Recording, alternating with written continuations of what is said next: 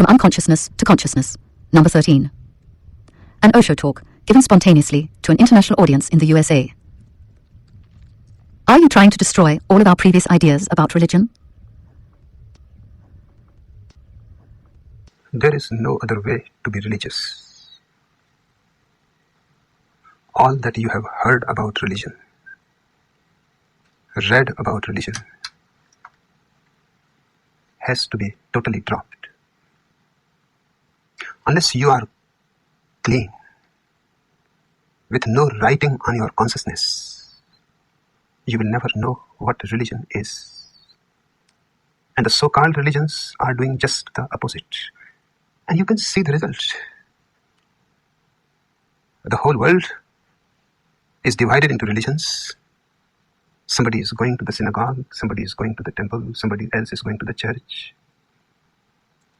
But do you find any religiousness anywhere? Every child is brought up, conditioned into a certain religion. It is one of the biggest crimes against humanity.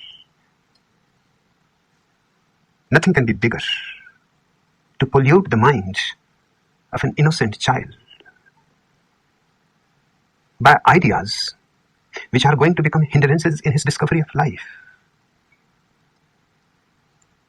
The moment you want to discover something, you have to be absolutely unprejudiced.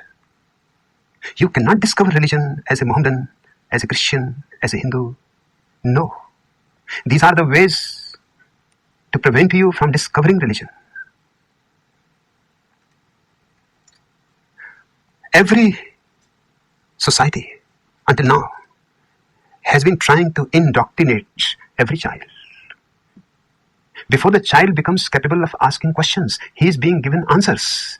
Do you see the stupidity of it? The child has not asked the question, and you are providing him with an answer. What you are in reality doing, killing the very possibility of the question arising. You have filled his mind with the answer. And unless he has his own question, how can he have his own answer? The quest has to be sincerely his. It cannot be borrowed. It cannot be inherited. But this nonsense has continued for centuries. The priest is interested, the politician is interested, the parents are interested to make something of you before you can discover who you are.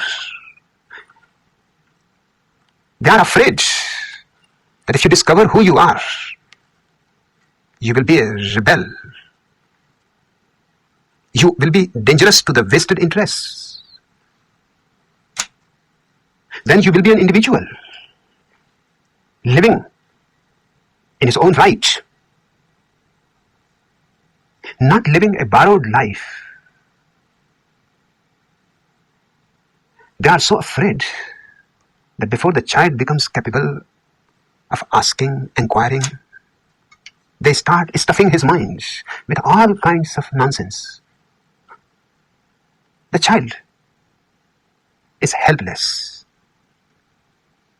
He naturally believes in the mother, in the father, and of course he believes in the priest in whom the father and mother believe. The great phenomenon of doubt has not arisen yet. And it is one of the most precious things in life to doubt. Because unless you doubt, you cannot discover.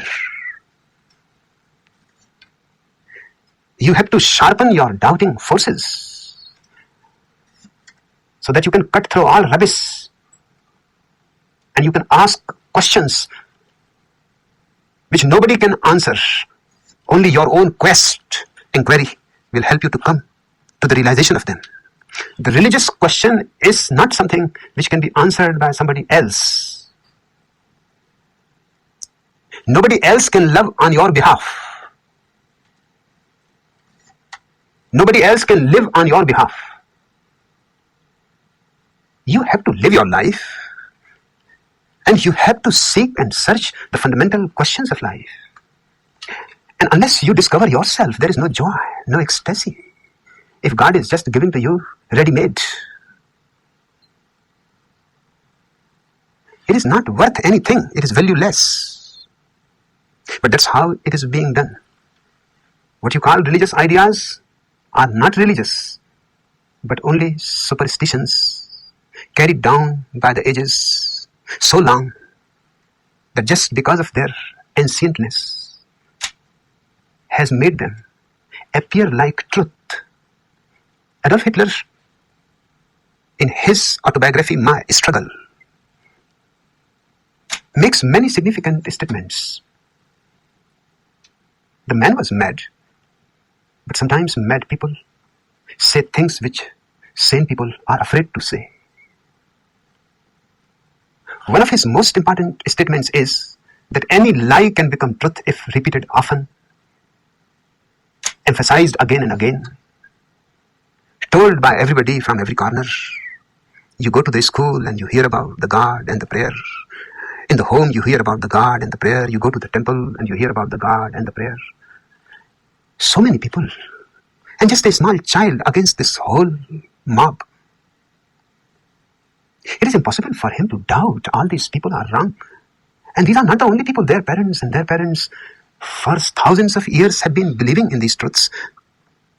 They all cannot be wrong. And I, a small child, against this whole humanity, he cannot gather courage. He starts repressing any possibility of doubt. And everybody else helps to repress doubt, because doubt is from the devil. Doubt is perhaps the greatest sin. Belief is virtue. Believe and you will find. Doubt and you have missed on the very first step.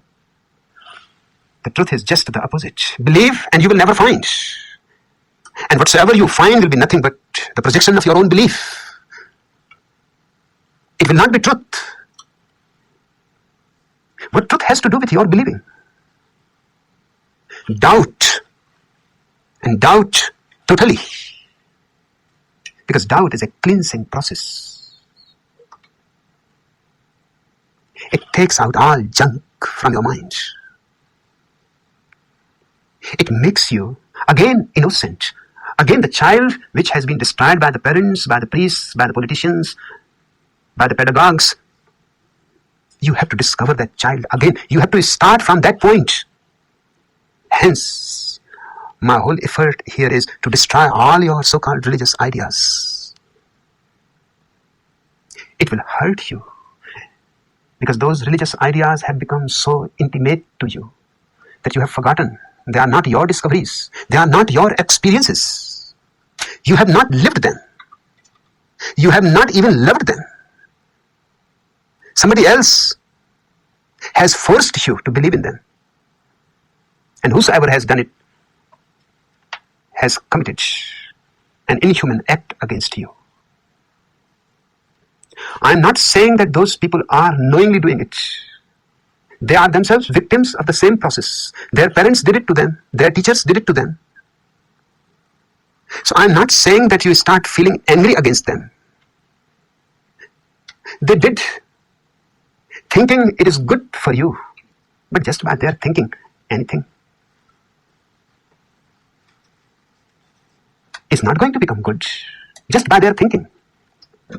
They have been trying to help you. But they don't know that there are things in which a person should be left alone. Only then he can discover. If you try to help him, you are crippling him. Don't try to force anybody to take your help while he can manage on his own. Don't force anybody to see through your eyes when he has eyes. And at least, please don't place your specs on anybody's eyes. Your numbers are different. You will drive that person blind. You will distort his vision. But not only specs are being put on you, people are putting their eyes on top of your eyes. And they are all doing it for your good, for your sake. And after 20 years, 30 years of continuous conditioning, you start forgetting that you had never asked in the first place the question. I am reminded of a very creative person, Gudrun Steen. She was dying. Her friends were around her. Suddenly she opened her eyes and asked, "What is the answer?" The friends looked puzzled. Has she gone mad just before death? Has she lost reason? What kind of things she is asking? What is the answer? One of them said, "But you have not asked the question, so how can we say what is the answer?" So she said, "Okay, then tell me what is the question." And she died. To me, it is of tremendous significance. It relates almost to every human being. You have forgotten that you had not asked the question, and the answer has already been forced into you. And of course, it is a simple process of conditioning. Go on telling the person the same thing again and again. Soon, the person starts repeating like a gramophone record. And the person has forgotten that he has not asked the question. Perhaps at the very end, Steen discovers her fresh childhood. It happens to many people when they are dying. The circle completes. They come to the same point from where they had begun. So she is asking, what is the answer? Because only answers were given. And nobody had bothered about the question. And then now at this last moment somebody asks, "But first tell us what is the question." She becomes aware. But now it is too late. And the questions have been so much, so heavy, such a load on the being, that now to ask an authentic question also has become impossible. So she asks, "Okay, if question is needed, then I ask you, what is the question?" To me, this small incident is immensely significant. It is everybody's life. You talk about God. You talk about the soul. You talk about heaven, hell. But have you ever thought, are these your questions? Are you really interested in God? What interest can you have in God? On what grounds you can have God become your quest? I was born in a Jaina family. In Jainism, God is not believed. There is no God as creator. Because the conditioning of Jainism does not enforce the idea of God on its children. No Jain child or an old Jain ever asks who created the world. Because they have been conditioned from the very beginning that the world exists from eternity to eternity. There is nobody who is a creator, and there is no need. Hence, the question does not arise. The Buddhist never asks the question, what is God? Where is God? Because Buddhism does not believe in God, so the child has been conditioned. When you ask about God, you think that it is your question. It is not. You may have been born in a Hindu family, in a Christian family, in a Jewish family, and they have conditioned your mind that there is a God. They have given a certain image of God, certain ideas about God, and they have created you with such fear that to doubt is dangerous. A small, tiny kid is being made afraid of the eternal hell, where you will be thrown into fire alive, and you will burn, but you will not die.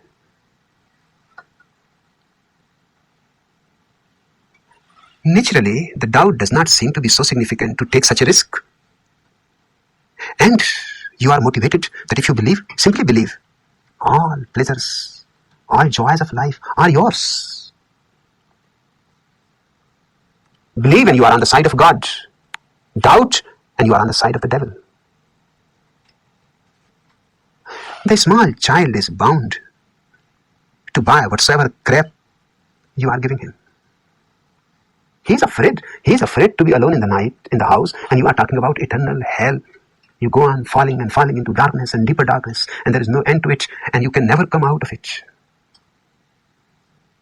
Naturally, the child simply shrinks from doubting, becomes so afraid that it is not worth. And belief is so simple. Nothing is expected of you. Just to believe in the God, the Son, the Holy Ghost. Just to believe that Jesus is the Son of God and the Messiah, and He has come to redeem the whole humanity, and He will redeem you too. Why not be redeemed so cheap? You are not asked much. Just believe, and everything will be settled in your favor. So why you should choose doubt? You should naturally choose belief. And this happens in such a small age. And then you go on growing, and the belief and the conditioning and the ideas and the philosophy all go on top of it, that it is very difficult to dig and find out that there was a day when you were also full of doubt. But the doubt has been crushed, put out of sight. There was a day when that you were reluctant to believe, but you have been persuaded. All kinds of rewards have been placed before you. You can persuade a little child just by giving him a toy, and you have given him the whole paradise. If you have succeeded to persuade him to believe, you have not done a great miracle. It is very simple exploitation. Perhaps you are doing it unknowingly. You have been also passed through the same process. And once you close the doors of doubt, you have closed the doors of reason, thinking, asking, inquiring. You are no more really a human being. The doors of doubt closed.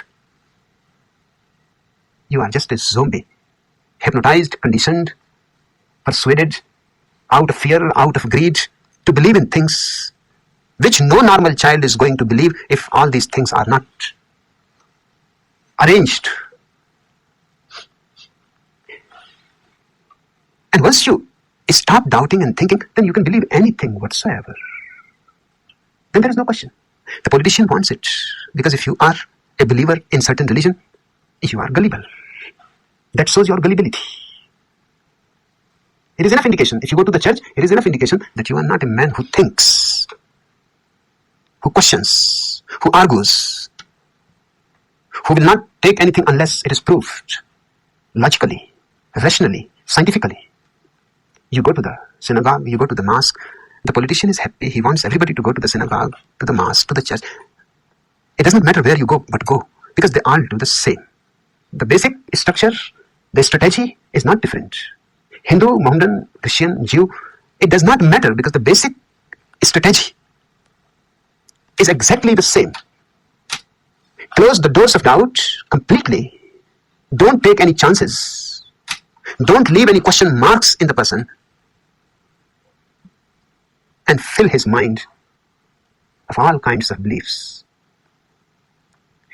If you look at beliefs, you will be surprised. People have believed any nonsense. If you are a Jaina,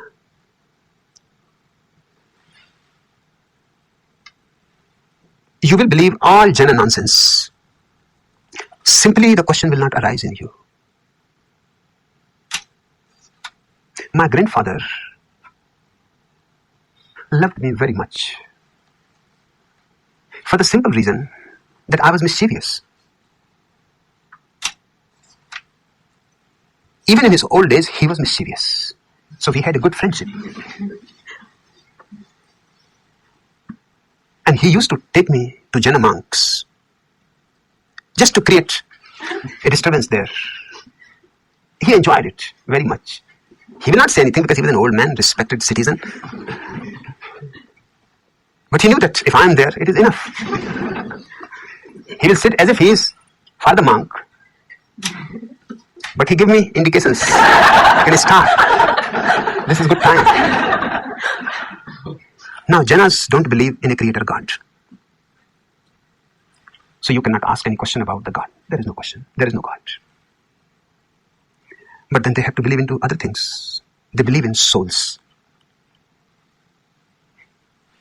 I used to ask them how many souls are there in the world. Are they increasing, decreasing, or remaining the same? Now the Jaina monk cannot say they are increasing because from where? Who is creating them? There is no creator. No creation is happening. They cannot decrease because where they will go? They cannot go out of the universe because wherever they will go, it will be the universe. And he could not say that they remain the same, although that was the answer given in Jaina scriptures, that the number of the souls remains the same. But it was not easy with me, because then the question was, how many? If you know that it remains the same, you must know the exact number. Otherwise, on what grounds you say it remains exactly the same? One may have popped up, one may have popped out. You have to give me the exact number. Now, number is not given in any scripture. And they cannot give the number for the simple reason because on the earth, the population has been increasing. There are more and more people, more and more people. And Jainas believe everything has a soul, a tree, a bird, a fish, all have souls. When you know so much about the souls, why you don't know about the number? And you say Mahavira was omniscient. He knew everything. Could not he have told you the exact number? The problem would have been solved forever.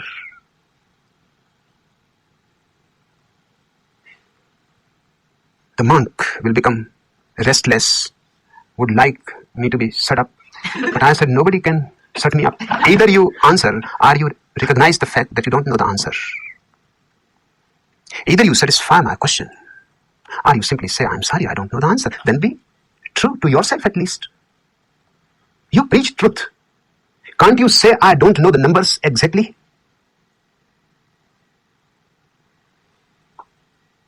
That too they cannot say, because that disturbs the omniscience of Mahavira. That why he missed this point, which is significant. Now, Jainas believe in the eternal journey of a soul. If you do good karmas, you go on becoming better. That is, you go on reaching higher stages. So they have divided. The tree has only one-dimensional life. The spider has two-dimensional life. The bird has three-dimensional life. The tiger has four-dimensional life. The man has five-dimensional life. And man is the highest evolution of consciousness. I used to ask them that when a man dies,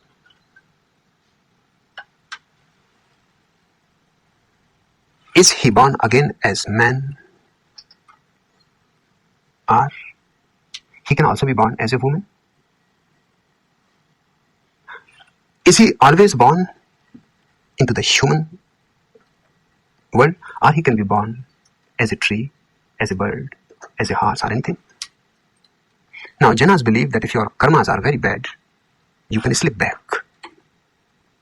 You can become a dog, you can become a fish, you can become a cat, you can become a tree.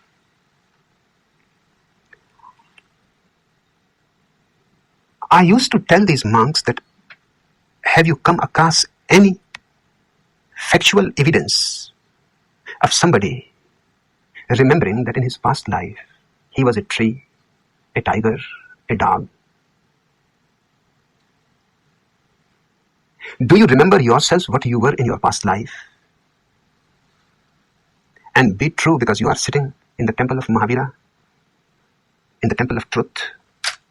If you say anything untrue, remember eternal hell. So if you don't know, simply say, I don't know. And that is the most difficult thing in India for a monk, a Mahatma, who is worshipped by thousands and thousands of people, to say about anything I don't know.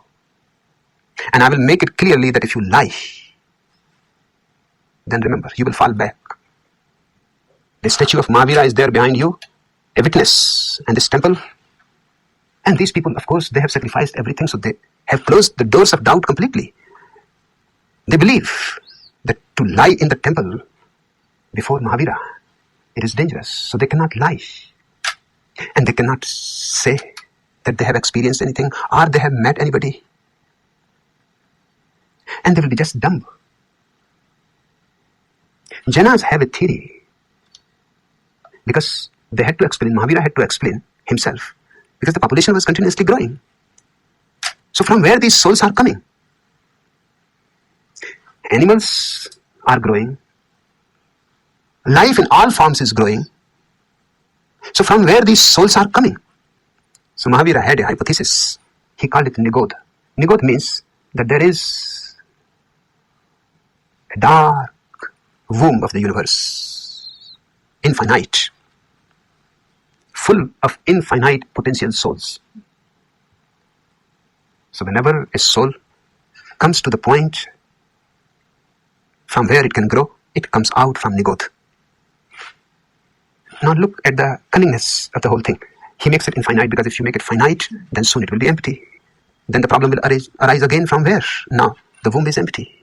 So he makes it infinite. But he forgets that there can be always people like me. Of course, I was not in front of him. Otherwise things would have been clear then and there. Because in existence, two things cannot be infinite. It is such a simple mathematical thing. In existence, only one thing can be infinite. The universe. If it is infinite, then no other thing can be infinite. Because two infinite will make each other finite. Their boundaries will meet. Somewhere they will come together and there will be a boundary. And that boundary will be the finiteness. I was not there, but I could torture these Jaina monks that if Nigodh is infinite and you say the universe is infinite, so you believe in two infinites? Is it possible mathematically, geometrically? It was difficult. Two infinites are not possible. Any person who has any sense of mathematics can understand that two finites are perfectly okay. 100 finites are perfectly okay, but two infinites, impossibility. Only one can be infinite. The other is bound to become the boundary, somewhere millions of light years away. But it doesn't matter. The boundary is the boundary. And I used to ask these Jaina monks from where these souls came into the Nigodh. Suddenly they are there for no reason. Why? How they managed to enter it? Every religion basically is bound to be in the same difficulties. When fundamental questions are there, every religion is idiotic. If you don't ask the fundamentals, then they are very clever in answering your questions. But when the fundamentals come, they are all invented. From where this Nigodh, this universal infinite womb, and from where these souls have come into it? And they will say they are just there. But that is not an answer. What evil action they have committed? They have never been out. So there has been no possibility to commit any action, good or bad. So why they are suffering in Nigodh? And what more suffering can be there in that dark hole? For millions and millions of years they are there. Why they are suffering? They have not committed. They cannot accept that they have committed any bad thing, any evil doing. Because to do, first you have to be in the universe. To act, you have to be. They are only potentially there. They are not really there. They are only seeds. So how can there be bitter fruits or sweet fruits in the seeds which have never sprouted? And you don't show us the reason why they have not sprouted. And then suddenly few souls become mature. What is the arithmetic of it? Who becomes mature first and why? There must be some reason that these souls A, B, C become mature today, and tomorrow X, Y, Z will become mature. But why today A, B, C, not X, Y, Z? They are all similar. Or you recognize any differences between them? They cannot recognize any differences, because for differences a thing has to be actual, just a potential. There cannot be any differences. And they will perspire and they will say that whenever you come, you are a strange type of boy. These questions nobody asks. I have been traveling all over India, but whenever I come to your village, I feel a certain fear that you are bound to come. And I have told your grandfather, don't bring this boy. But he is also a strange man. He never comes alone. He always brings you. The monk then tried a trick. He will deliver his talks in the school time when I will be in the school. But my grandfather was not to be cheated. He will come to the school and he will ask the headmaster that I need him urgently today. And I will be there. And he will say, is the school closed so soon today? No, it is not closed. My grandfather has brought me here for your blessings. He never leaves me. He is so religious that he wants me to be blessed by you. So can we start now? If you give freedom to every child, they can put your popes and your imams and your monks. Just look absolutely idiotic. In the category of the idiots, they can put them. Just your children. Nothing is needed. If you allow them to doubt. But they are not allowed to doubt. And once you become accustomed of a belief, it slowly poisons your whole being. Then somebody attacking it feels as if he is attacking you. That has been my trouble. My whole life I have been attacking. Unless I attack your belief system, your ideology, I cannot be of any help to you. I cannot share myself with you. There is a wall, thick wall. I can go on shouting, you will not hear me. I have to hit the ball continuously, hammer it, at least make a hole into it, so I can see you, you can see me, face to face, and I can revive back what has been taken away from you. I can give you back your innocent childhood, and from only there, a real inquiry into truth begins. Only from there, religion is possible. Otherwise, you can talk about religion. I absolutely want you to be completely free of all jargon that has been given to you by others. And I am not giving you any jargon. So try to understand my different position. That's why I say this is the first religion of the world. If you change your religion from Hindu to Christian, or from Christian to Mohammedan, or from Mohammedan to Hindu, nothing will be changing. Only you will be changing superficial words, clothes perhaps at the most. Not even your skin will be touched. You will remain the same person. Of course, you will have a new set of beliefs instead of the old set of beliefs. You must have got tired of those old set of beliefs. They were not taking you anywhere. Perhaps, if Christianity does not work, perhaps Hinduism may work, or Mohammedanism may work. No, I am not giving you a new set of dogmas, beliefs, creeds, ideologies. Not at all. My function is totally different. My function is to take away whatever you have got and not to give you anything in its place.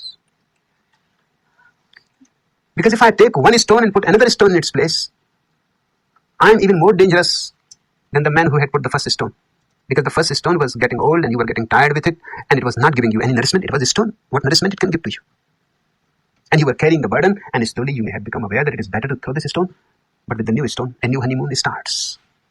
You start thinking perhaps this stone is the right one. I am not substituting another belief system in you. I am simply destructive. You will be surprised that I am simply destructive. I want to destroy all that has been forced upon you. And there is no need to substitute anything. Creativity is your intrinsic potential. I don't have to create it. Once hindrances are removed, you will start growing and flowing. You will start searching on your own, and soon you will gain strength and a new power. Because even a small discovery on your own will give you so immense happiness that you cannot conceive it. Just a small discovery on your own, and you are a different being, because now truth is born into you. It may be just a seed, but the beginning has begun. You will feel a new thrill, which is not possible if I give you a belief, a ready-made dogma, an ideology.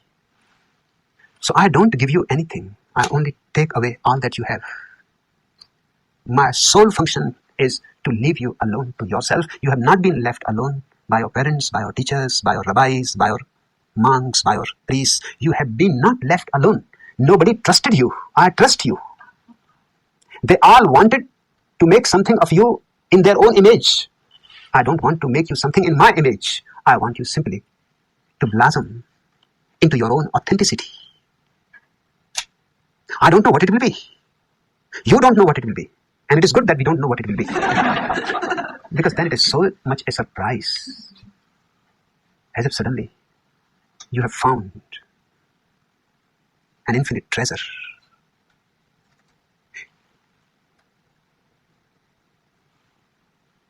I said I trust you.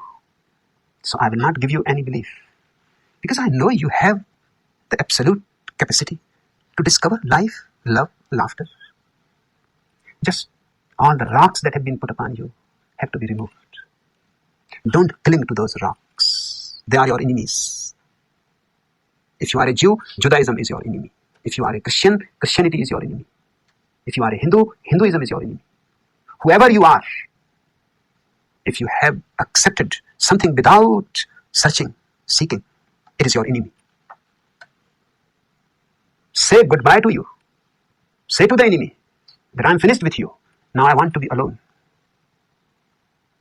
I want to be absolutely clean, unburdened. And you will be amazed. The moment you are unburdened, you can open your wings into the vast existence that has been awaiting and awaiting for you. But you are not coming because the synagogue is holding you, the temple is holding you, the church is holding you, the padri, the priest, the minister won't let you go. The crowd around you is hanging with your neck. They will not let you go out of their fold. To them, it is a question of politics of numbers. They are afraid if people start going on their own, they will lose their power, their numbers. They want you there to be used as a number, used as a means. And remember, to use any human being as a means for any end whatsoever is one of the greatest sins possible. Every human being is an end unto himself. And my work here is to help you discover your intrinsic possibility, potentiality, your ultimate goal, which is not far away, which is just within you. All that you have to leave is that crap that others have forced upon you. People think that I am doing the same work as Jesus was doing, or Buddha was doing, or Muhammad was doing, or Mahavira was doing. They are absolutely wrong. My work as such is simply mine. What they were doing was just against me. And what I am doing is against them. And it has to be clear to you that I will be hammering on all these people's heads. Be alert. Don't get hurt unnecessarily. Because I have to do it. There is no other way. It is surgical. I have to put you on the operation table and cut few things which do not belong to you. But you have accepted them as if they are your limbs. And they are not. They are crippling you. They are killing you. I want to take away everything that is not authentically yours. Everything. And then the explosion. What is the Antichrist? And who is it? The first thing to understand is there is no Christ. So how there can be Antichrist? The Antichrist is possible only if you accept the idea of Christ. The Christ is a Greek translation of the Hebrew word Messiah. Let us use Messiah, which will make things clearer. The Jews have been waiting and hoping for a Messiah to come and deliver them from their suffering. The Jews have suffered the most in the whole world. But there is no reason to feel any pity for them. They are responsible for it. The day they declared that they are the chosen people of God, they created this long series of suffering, misery, murder, concentration camps, gas chambers. I have never come across anybody to clearly connect these two things. Why the Jews have suffered so much, and they have suffered immensely, incalculably. But nobody seems to connect The root cause. The root cause is the declaration by Moses that Jews are the chosen people of God, that they are the master race. Now you can see, if you declare yourself the master race, above and superior to everybody else, you are creating enemies all around, everywhere. If Adolf Hitler was so adamant to destroy all the Jews from the world, it is a simple logical consequence of Moses. Moses says Jews are the chosen people of God. They are the master race. And Adolf Hitler believed that Nordic German Aryans are the chosen people of God. And they are the master race. Now there cannot be two master races. One has to vacate. One has to die. One has to prove its mettle against the other. It was not just a political thing. Deep down it was a religious idea that Jews have been carrying. Adolf Hitler has another master race, the Aryans, the Nordics, who are meant to overrule the world. So Jews should be completely eliminated. You cannot put the whole responsibility on Adolf Hitler. Yes, he is responsible. But Moses starts the game. And Jews down the ages have supported Moses. There was a reason to it. Because they had created the whole world against them, everybody against them. They had to keep themselves together and become fanatic, otherwise they would not have survived. Their only hope was that the Messiah will be coming. And that will be the end of the suffering. This is not long suffering. It is really a test, a challenge to your integrity. Whether you can survive this test or not. The moment you have survived the test and the fire and come out of it, the Messiah will be coming to redeem you. And then all others will be thrown into hell and you will be welcomed with bands, songs, and all the angels singing Alleluia into the paradise. They refused Jesus to accept as the Messiah, as the Christ. They had to. They will never accept anybody as the Messiah or the Christ. They cannot. Reasons are very simple.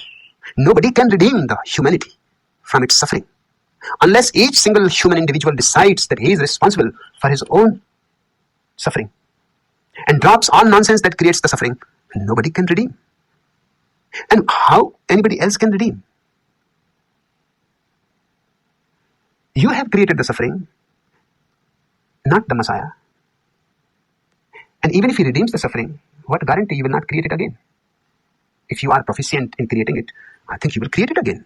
In the first place, it cannot be taken away. Even if it is taken away, you will create it again. And the Jews cannot accept anybody because nobody can redeem the whole humanity from suffering. Poor Jesus was just a fanatic Jew who has got this big idea in his small head that he is the Messiah. And it is not very difficult to get such ideas. If you are articulate enough, he was not educated, but he was certainly articulate. And sometimes uneducated people, if they are articulate, speak with strength, power,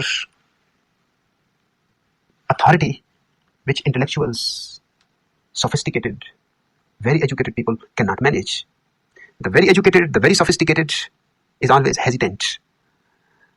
There are so many ifs and buts in him. He has so many doubts himself. He knows that he does not know millions of things. But a man like Jesus, or Kabir, who are absolutely uneducated,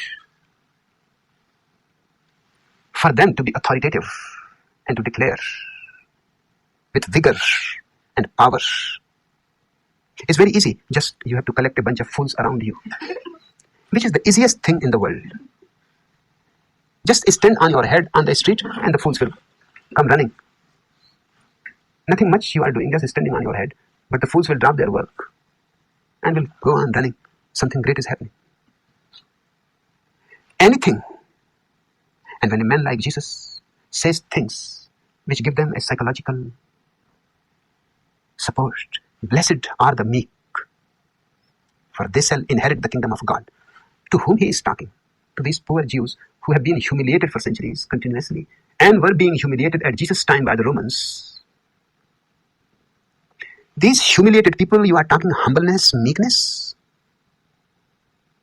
Naturally, to them, it becomes a very great consolation. They are humiliated, but they think they are humble.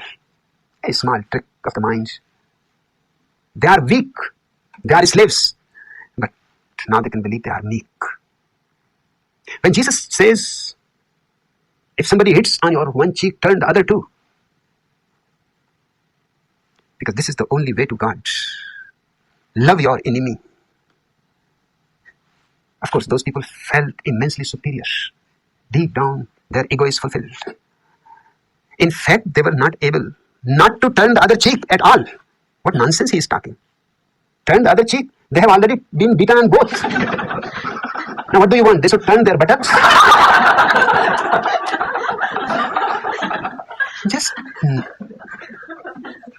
I cannot say to people who have been beaten continuously for centuries in slavery, in every possible way humiliated, be humble. But it gives consolation. Those people start thinking good, that we are poor, we are blessed, that we are meek, we are blessed, that we are humble, we are blessed, that we have been beaten on both the cheeks. The kingdom of God is certainly ours. They would like to believe in Jesus that he is the Messiah. Because if they believe him to be the Messiah, then his words have authority and consolating power. If they don't believe him as the Messiah, then he's just an ordinary man. So many who could not understand the whole psychology, what he was saying, and to whom he was saying, people started following him, listening to him, ordinary masses. But the rabbis were angry for the simple reason because he is becoming the chief rabbi. And rabbis are learned people, very learned in their ancient lore. And this man knows nothing, just few words. What are those 4 gospels?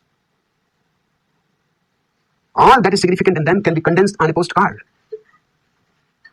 What he was talking, all those 4 gospels are again and again the same repetition, the same story from 4 disciples. The rabbis, the priesthood became angry. So they said, if you think you are the Messiah, then you will have to give the proof. And the proof is crucifixion. And if you are resurrected after the crucifixion, we will accept you as the Messiah. Otherwise, you are not the Messiah, but an anti-Messiah, antichrist. And Jews never accepted because the crucifixion actually did not materialize to kill Jesus. And he escaped from Jerusalem. There was no resurrection at all. In fact, the crucifixion was not completed. So how the resurrection can be there? Death has not happened. So what to say about resurrection? And no Jewish contemporary account talks about Jesus, or his crucifixion, or his resurrection, or his teachings. Because those contemporary sources are written by rabbis, learned people, not by the mob. They did not think Jesus even worth to be mentioning. Only the New Testament is the only proof that Jesus ever existed. And that too was written after Jesus has disappeared, was not found. 300 years afterwards. And the popes had been continuously editing it down the ages, taking out everything that can be dangerous to them, because now they are the rabbis. Jesus had no idea that he is creating a new religion. He had never thought about it. All that he wanted was Jews to accept him as the Messiah. And Jews refused him.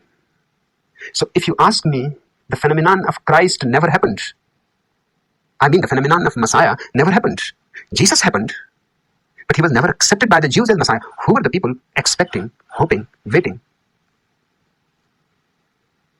And they created the idea that many will come who will claim to be the Messiah. And they will not be true Messiahs. They will not be Christ, they will be Antichrist. Many will be coming. That was a Jewish idea. Christianity has borrowed it in its own term. It's strange. Jesus was refused to be a Messiah and declared as Antichrist by the Jews. That's why he was crucified, because he was claiming to be something he was not. And it was of tremendous importance for the Jews. Their whole life revolved around the hope the Messiah will come. And this carpenter's son, uneducated, not knowing anything, claims that he is the Messiah. He is a false Messiah. And Jews said, many have come before who have declared they are Messiah and were found false. This is also in the same line. But strange history moves in a strange way. Jews rejected him, and that rejected fellow became the founder of a new religion. Without founding it, he became the founder of a new religion. He had never dreamt of it. He would have refused to start a new religion. He was a Jew, and he wanted to be accepted by the Jews to be their Messiah. That was something. That was his ego fulfillment. The Jews refused, declared him Antichrist. Who founded Christianity? A very strange man. Now, it has nothing to do with Jesus. His name was Saul. And he was very much against Jesus and against Jesus' teachings. And he lived far away from Jerusalem. So when he heard many rumors reaching there that the Messiah has come and he will redeem the world, and he was a very orthodox Jew. So he started moving towards Jerusalem to kill, if he find this man, and to destroy all his important apostles, as he calls them, and finish this whole thing in the beginning. Otherwise, later on, it will become a difficulty. It will become too big. And he was continuously thinking how to destroy Jesus, how to destroy these apostles, Matthew, Luke, Thomas, etc. His mind was just thinking only one thing, focused on one thing, how to destroy these people and Jesus. And it happens sometimes when you are so much obsessed with one idea. You can come to such extreme obsession that it turns over 180 degrees. That is a psychological phenomenon. It happens every day. Saul walking in the hot sun, in the dust towards Jerusalem, only one thought moving in his mind, hot sun, and one thought, how to destroy, how to destroy. Suddenly he saw Jesus in the sky. That was just a projection of a madman, obsessed with a certain idea. And when he saw Jesus' figure appearing, literally he was dumb. He fell on the ground, asked to be forgiven, and just to cut off from his old life and become converted. Now he was converted because Jesus had appeared in the sky. He became Paul. From Saul, he changed his name to Paul. This man, Paul, this maniac, murderous type of person is the founder of Christianity. It is Paul who founded Christianity. He is the first pope.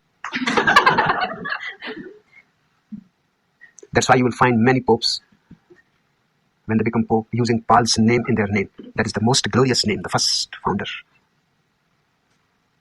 So you will find many popes. Somebody is John Paul, somebody is something else, but they use Paul because Paul is the most glorious person in their history. In fact, they are not connected with Jesus. And this Paul, who was going to kill Jesus and his friends, now turned towards the enemies of Christianity.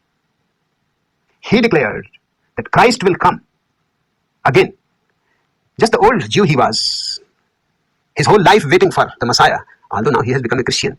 But you can change only clothes. You cannot change those ideas so easily. Now he projects the whole philosophy and he says Christ will come again